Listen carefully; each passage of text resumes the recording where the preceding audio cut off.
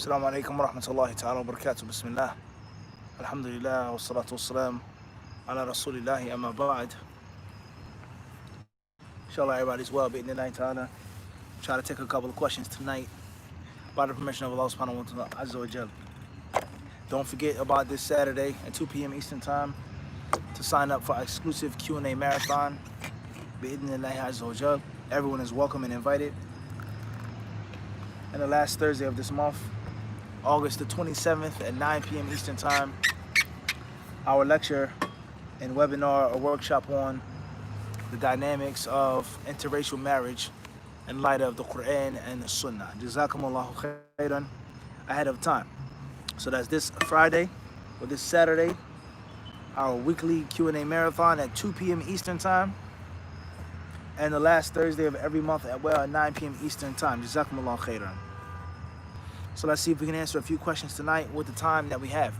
First question states, Mahmoud G. Assalamu alaikum Sheikh. Alaikum salam wa rahmatullahi wa barakatuh. May Allah bless you, akhi. Ameen. Question comes from Omar Razak, OR Springfield, Virginia. Assalamu alaikum Mufti. How to advise people who have accepted Islam, alhamdulillah, but are full-fledged homosexual relationship, legally married, living with each other? You teach them according to their minds, according to their ability, according to what they have the ability to understand and to comprehend, piece by piece, step by step. So the first thing that any new Muslim needs to learn about is Tawheed against Shirk, Iman against Kufr, Allah Azza wa Jal being one, versus atheism, or versus a person being an agnostic, or versus a person who says Allah is one of three, or versus one who believes that Allah comes in the form of a man or a spirit or an ancestor.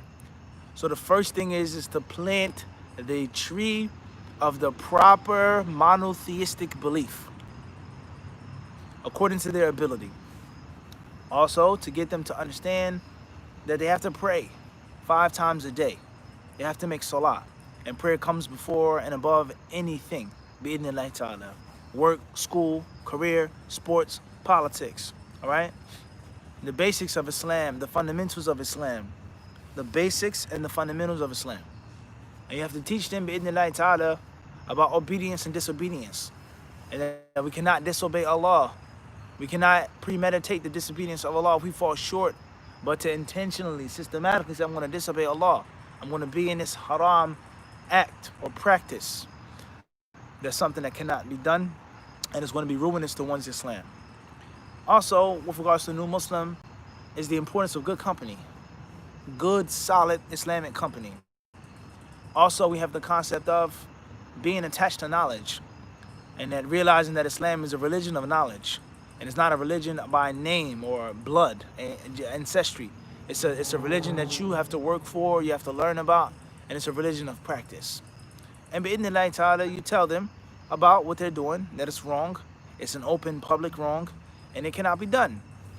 But at the same time, you don't want to push that person back to disbelief.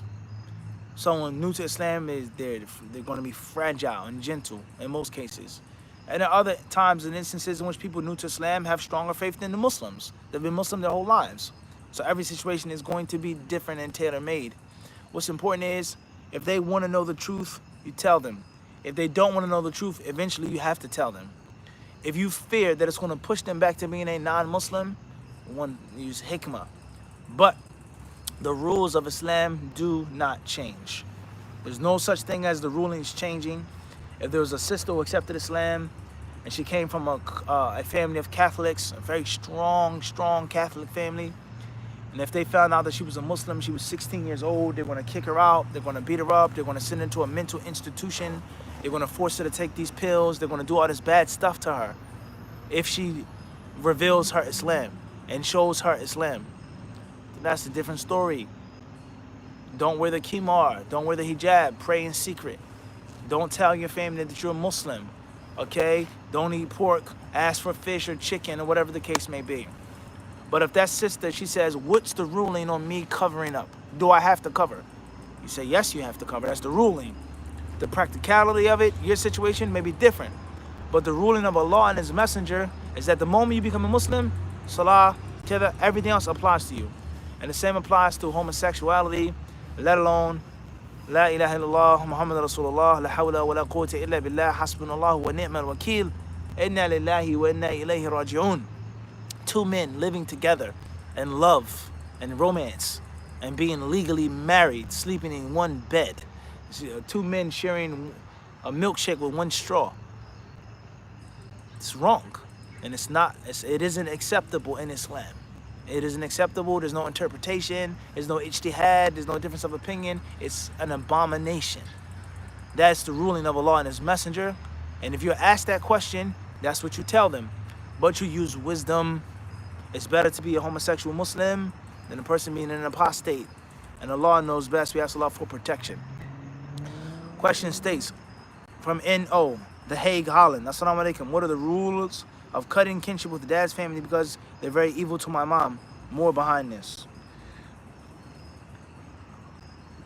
From the way of Ahlul Sunnah wal Jama'ah, wa alaikum assalam wa rahmatullahi wa barakatuh, is to try your best to connect with those who cut you. Keep connections with those who cut you off. Okay? For you to be good to those who are bad to you or those who are bad to someone that you love. So of course it's difficult and it's going to be easier said than done. Someone who's wronged your mother, hurt your mother, for you to be friends with them. But keeping ties of kin doesn't mean that you have to be friends. You give them their basic haqq as a Muslim, their basic haqq as a family member. Make dua for them, advise them, enjoin the good, forbid the evil. Tell them that they have to make tawbah, they have to apologize to your mother if they did her wrong. It's not right, it's not okay. It's a threat from Allah. All right? But for you to now take one wrong and make another wrong and a third and a fourth, and next thing you know, it's eternal, perpetual severing of the ties, that's going to become problematic. And we all fall victim to this. Allahul musta'an, all right? What's important is if you can be the bigger person, if you can be the better person, then that's what you have to do Islamically. And Allah subhanahu wa ta'ala knows best. R.E. from Richmond, Virginia. How to protect single folk from doing haram. Advice. Single folk from doing haram. Make dua for Allah to allow you to get married. Fast. Stay busy with the Quran. Stay busy with a worldly habit or practice which is permissible. Okay? Stay away from free time and idle time. Alright? Try your best to not to be idle and sitting still with nothing to do, nothing objective. Okay? And bi'idhnillahi ta'ala, try your best to get married. Try to work, save up some money. We've explained this many times before. Many brothers and sisters are very picky, very fickle, very finicky when it comes to getting married. They want a superstar wife, supermodel wife. Sisters, they want the brother that has $1 million, who studies all day, prays all night, fasts every day. Things are just far from reality. Life doesn't work like that. So oftentimes you can get married. It's easy, but people, they want something. I have to have this. Or they obey their parents, their family. Oh, you can't marry outside your race. You can't marry him. He's not a doctor. He's from Pakistan. You're from Bangladesh. You can't get married to him. So on and so on and so forth. Okay? Allahumma sta'anu, people are not willing to make any sacrifices for the marriage. They have doubts, the anxieties, severe doubts. Oh, I don't know. What if? You can't live your life with if. Life does not work based off of what if. Bismillah, you put your trust in Allah and you go forward with it. So the point is that many brothers and sisters, they squander good opportunities for marriage. That's the point I'm trying to get to. Wallahu alam. YC from Sydney, Australia. What would you recommend for one to build their general knowledge, example of history, politics, etc.? Oh, there are many ways. One simple, easy way is watching documentaries. You may not have time to read. You may be driving a car. You may be doing some type of work. Listen to a documentary. Okay, and of course the documentary is like a book. Some documentaries are better than others. Some are more factual than others. Some documentaries are actual presentations of what we call edutainment. Half education, half entertainment. And that's okay, that's fine. Okay, with regards to what you see, what you hear, that's supposed to be appealing to the listener or the watcher. But it's still better than doing other things and watching other things. So documentaries are like books. Some are better than others.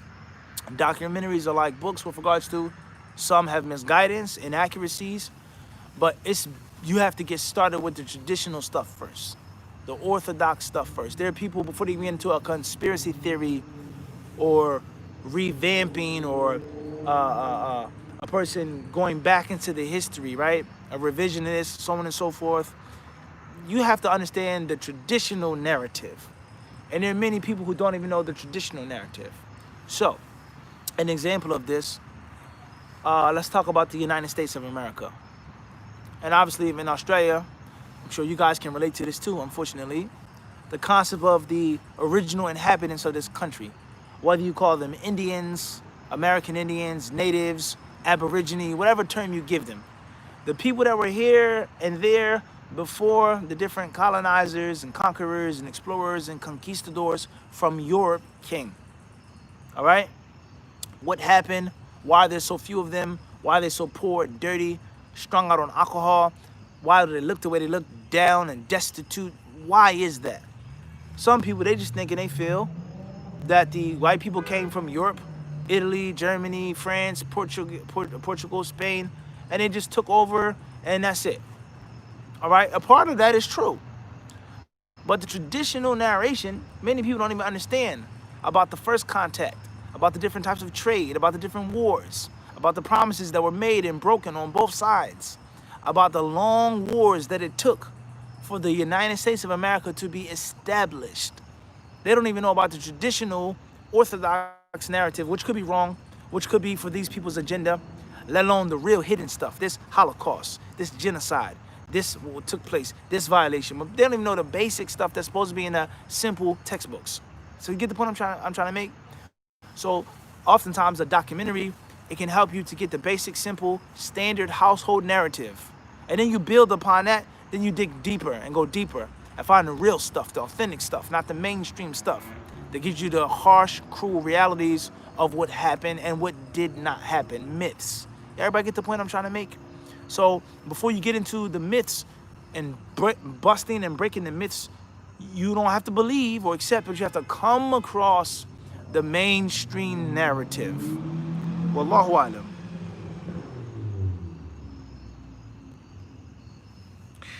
ZD.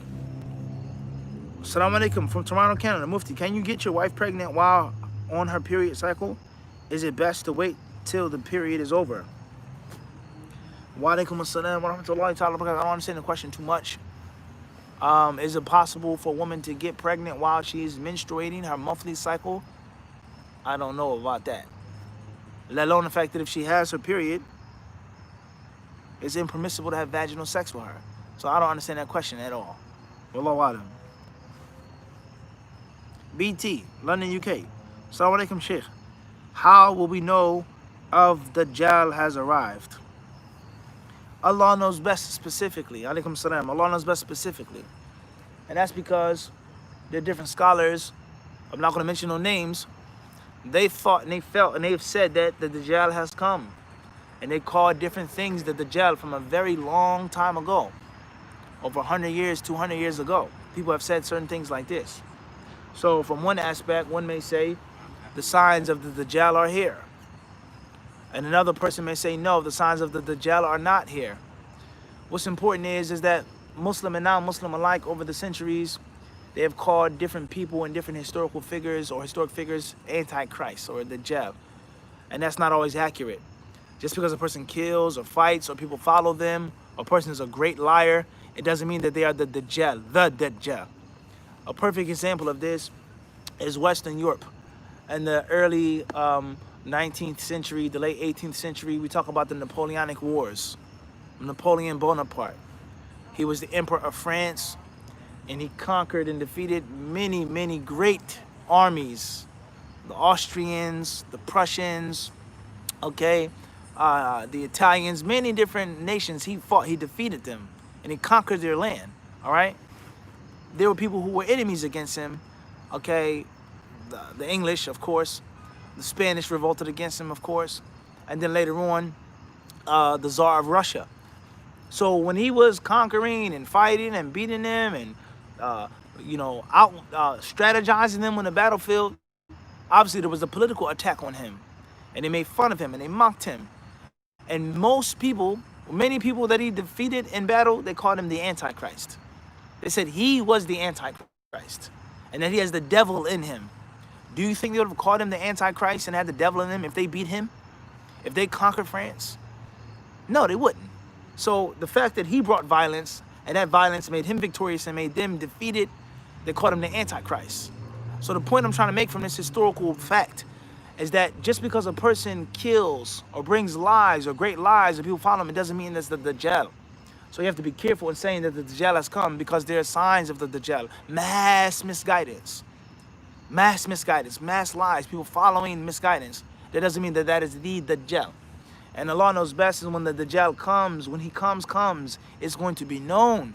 It's not going to be a subject of inquiry, or maybe it's him or maybe it's not. Because there are people who said that Napoleon was the Antichrist, and there were people who said that he was a military genius and a liberator and a conqueror. You get the point I'm trying to make too? When the Dajjal comes, I don't think it's going to be an issue of ijtihad. It's going to be clear. And Allah surely knows best. Wallahu ta'ala alam. Next question says,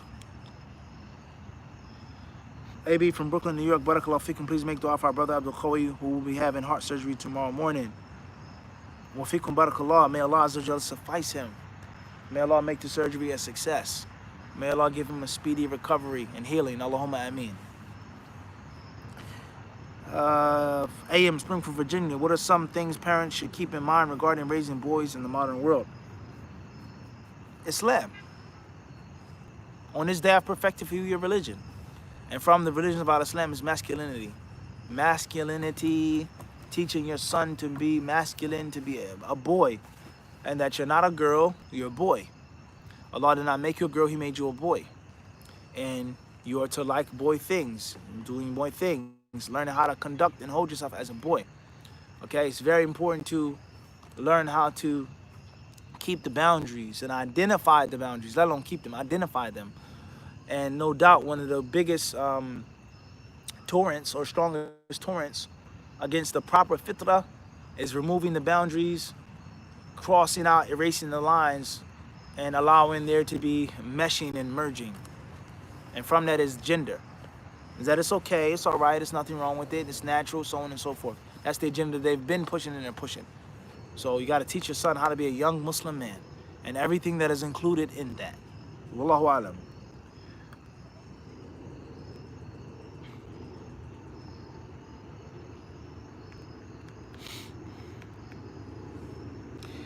AP from Philly, Pennsylvania. Is it a part of the miracles of the Quran that it answers my question specifically, and these are things I've been dealing with? I'm not sure what you've been dealing with on one of your specific questions. I'm not sure.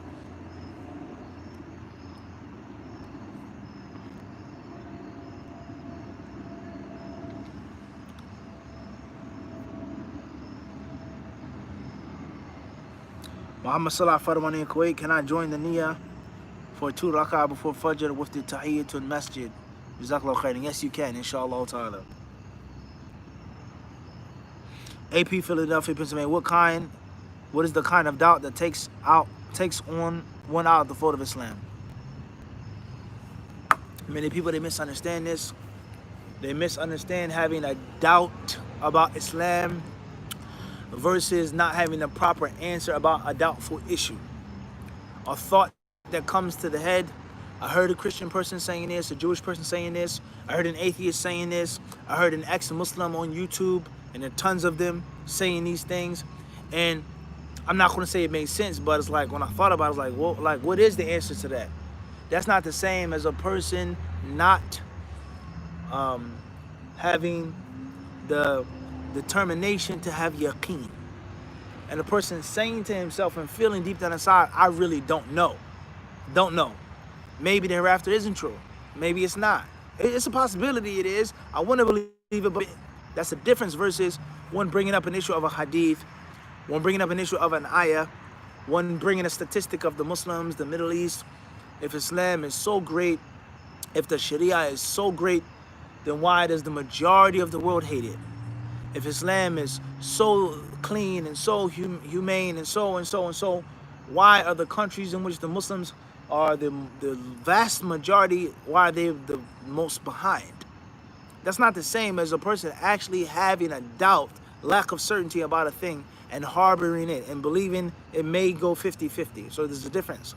And many people, they make a huge mistake with regards to waswas, with regards to a shubha versus an actual doubt. And that's a problem. People, they translate the word shubha, doubt. Shubha is a specious argument. A specious argument. An argument that is presented and addressed in a way in which it has some type of proof. It seems to have some type of validity behind it. That's not the same as a doubt. A doubt. A person who has already set his mind on 50-50. Half lemonade, half iced tea. It's not the same. There's a difference. Okay? So if you actually have an uncertain issue or a doubtful issue, something that you've come across and you want to know, you're trying to find out, that's not the same as you harboring 50-50 in your heart and saying, yeah, well, maybe. That's the difference. Wallahu alam. AD from Columbus, Ohio. Assalamu alaikum, Mufti. What's the ruling on leaving the prayer mat unfolded in my room to remain in prayer? There's nothing wrong with that. Bidnillahi ta'ala. JWDC. I'm supposing Washington, D.C. Was the ruling permissibility or prohibition of experimenting, testing medicine on animals? It depends on the medicine. Something that's going to be harmful to them, harming them, versus something that isn't. But we just want to see how they react. A medicine or a chemical or some type of bomb or solvent that is needed for humans versus something which is a means of luxury and commercial gain. Wallahu alam. And that's a very long discussion and oftentimes a very dark discussion.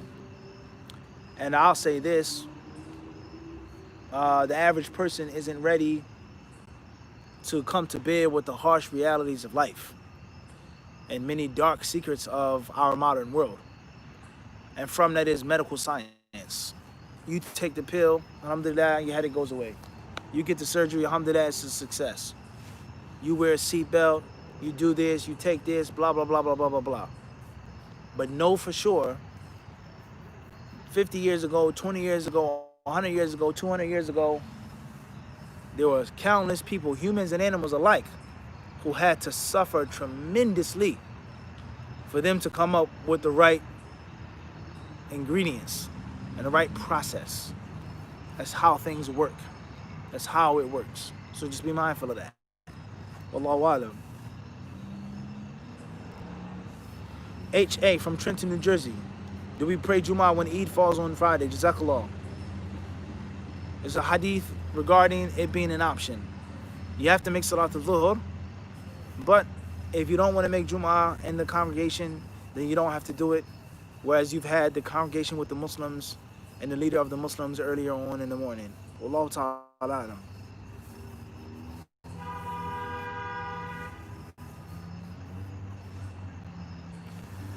Questions from Anwar Ali, London. Assalamu alaikum. Could the one that is not a mujtahid or not in the position to be convinced of a view ever find himself in trouble for not reciting the Fatiha and the audible prayers? Alaikum salam wa rahmatullahi ta'ala wa barakatuh. Every layman person is going to have to use his or her mind at one point or another. Even if using your aql is pertaining to picking what the scholars have said and selecting from the views that the mujtahids have made. You're always going to have to use your brain eventually. So if there's an issue and you have some basic knowledge on, you've read some things on, you've heard some things on, and you feel that this makes the most sense or this is closer to that which is correct in your heart, you follow it. Even as a layman. What's important is for your ijtihad not to go outside of the realm of the mujtahids. All right? Wallahu alam.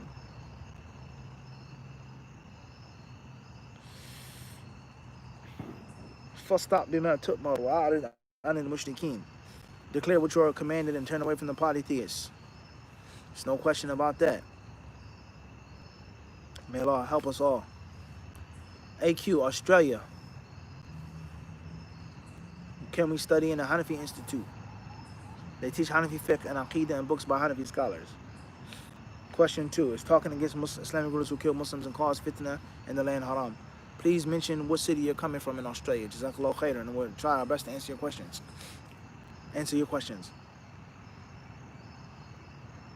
Ali Khan as well.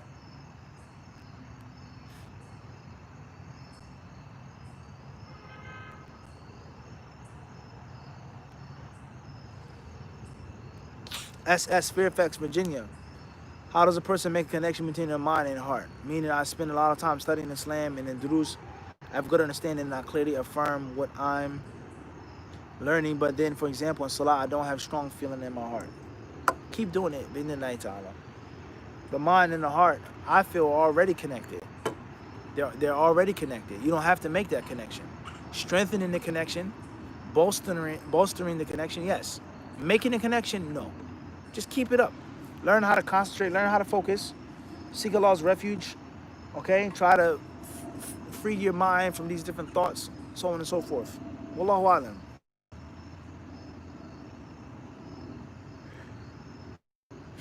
NB, Kashmir. Assalamu alaikum. Please mention where you're coming from, your city or village there, please. Jazakallah khairan. HA from Trenton, New Jersey. Is it haram to trade stocks in companies that don't take part in haram products? It's permissible to invest money and to seek gain and allow someone to use your money for investments. An investment which is not absolutely risky. An investment which is not recklessly risky. Even though there may be some loss or gain involved. Chance for profit or loss. As long as it's not haram. Bi-idhnillahi ta'ala.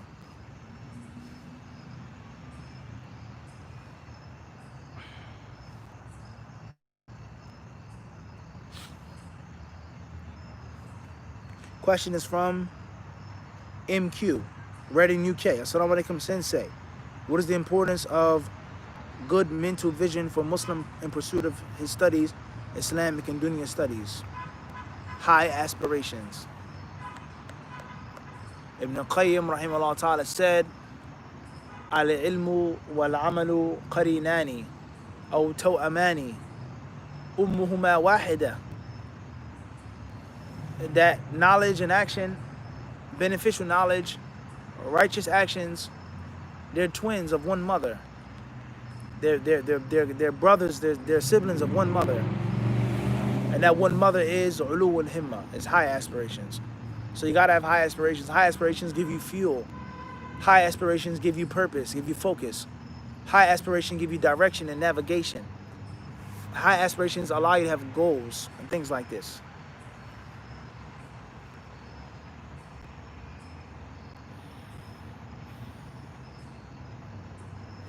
A, in Winnipeg, Manitoba, with regards to the hadith that Surah Al-Mulk protects you from the punishment of the grave, is it authentic? If we practice it, can we expect that outcome, inshallah? Like we mentioned before, some scholars hold the view that this hadith is Hasan. It's a fair hadith. Some scholars say that it's a fair hadith. Practice it. Do it before you go to sleep, inshallah ta'ala. Along with the other authentic supplications of Quran and Sunnah before you go to sleep. And inshallah ta'ala, we look forward to that outcome, bi-idhnillahi ta'ala.